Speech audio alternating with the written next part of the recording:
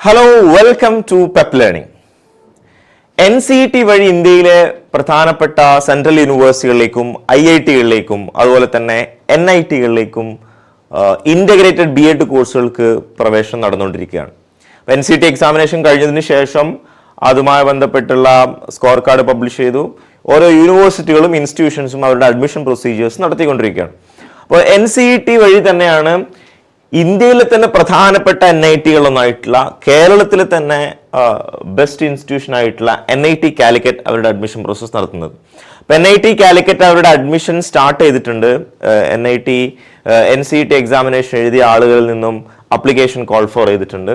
അതിൻ്റെ വിശദാംശങ്ങളാണ് നമ്മൾ നോക്കുന്നത്. അപ്പം അവിടെ 2024-25 ഇൻ്റഗ്രേറ്റഡ് ടീച്ചർ എഡ്യൂക്കേഷൻ പ്രോഗ്രാം എന്നുള്ള ലിങ്ക് കാണാം.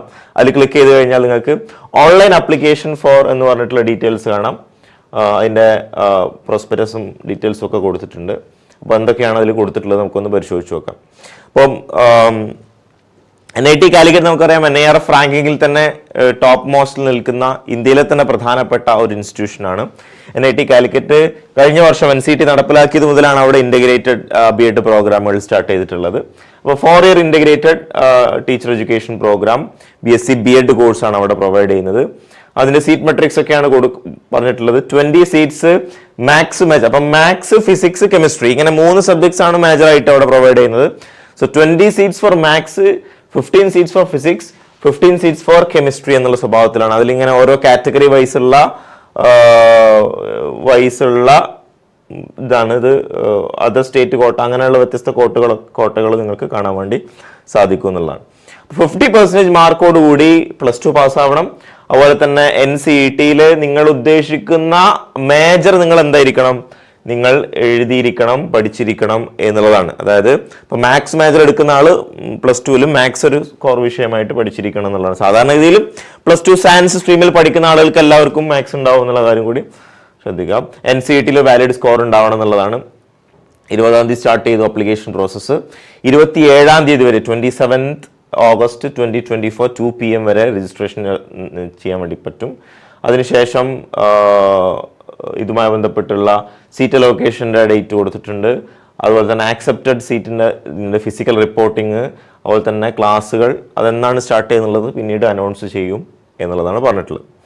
രജിസ്ട്രേഷൻ ഫീസ് ആയിട്ട് വരുന്നത് applicants under general OBC and general EWS category have to pay a non refundable fee of ₹1000 per application, and applicants under SC/ST PWD category have to pay a non-refundable fee of ₹500 per application.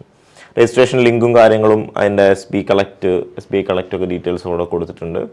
അത് നിങ്ങൾക്ക് ആ സ്വഭാവത്തിൽ ചെയ്യാവുന്നതാണ്. ഇതിന് integrated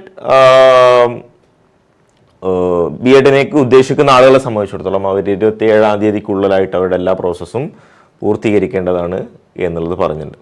ഇനി എന്തൊക്കെയാണ് അവർ ഈ പറയുന്ന പോലെ അപ്ലിക്കേഷൻ കൊടുക്കുന്ന സമയത്ത് അപ്ലോഡ് ചെയ്യേണ്ടത് എന്നുള്ള കാര്യം കൂടി നോക്കാം.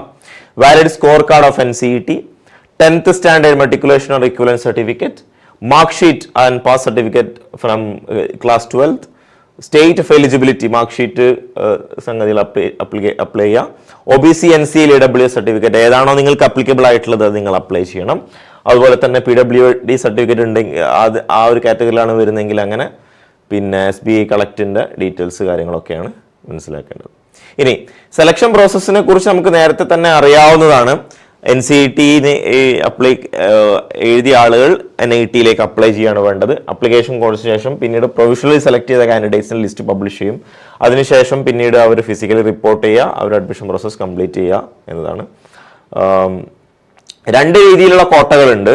ഒന്ന് ഹോം സ്റ്റേറ്റ് കോട്ടയാണ്, ഒന്ന് അതർ സ്റ്റേറ്റ് കോട്ടയാണ്. ഹോം സ്റ്റേറ്റ് കോട്ട എന്നാൽ കേരളത്തിലുള്ള ആളുകൾക്ക് വേണ്ടിയിട്ടുള്ളതാണ്, കേരളത്തിൽ പഠിച്ച ആളുകൾക്ക് വേണ്ടിയിട്ടുള്ളതാണ്. അതർ സ്റ്റേറ്റ് എന്ന് പറഞ്ഞാൽ മറ്റ് സ്റ്റേറ്റിൽ പഠിച്ച ആളുകൾക്ക് വേണ്ടിയിട്ടുള്ളതാണ്.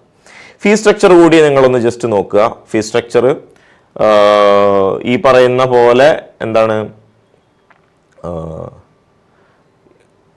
First semester fee as show in the following table അത് കൊടുക്കണം. പോർട്ടൽ ആൻഡ് സി ആക്സെപ്റ്റൻസ് സമയത്ത് അത് കൊടുക്കേണ്ടതാണ്.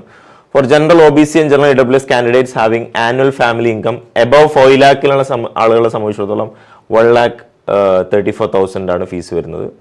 Between 1 lakh and 5 lakh including 5 lakh വരെയുള്ള ആളുകൾക്ക് ഏകദേശം 92,000 ആണ് ഒരു first സെമസ്റ്ററിലേക്ക് അടക്കേണ്ടത്.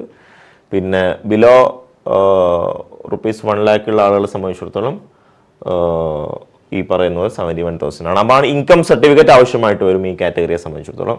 For all SC ST and PWD കാൻഡിഡേറ്റ്സിന് 71,000 ആണ് വരുന്നത് എന്നതാണ്. പിന്നെ ഫീയുമായി ബന്ധപ്പെട്ട ഡീറ്റെയിൽസും കാര്യങ്ങളൊക്കെ അല്ലാതെ തന്നെ ഫീ സ്ട്രക്ചർ സെപ്പറേറ്റ്ലി എന്ത് ചെയ്തിട്ടുണ്ട്, വെബ്സൈറ്റിൽ പ്രൊവൈഡ് ചെയ്തായിട്ട് നിങ്ങൾക്ക് കാണാം എന്നതാണ്.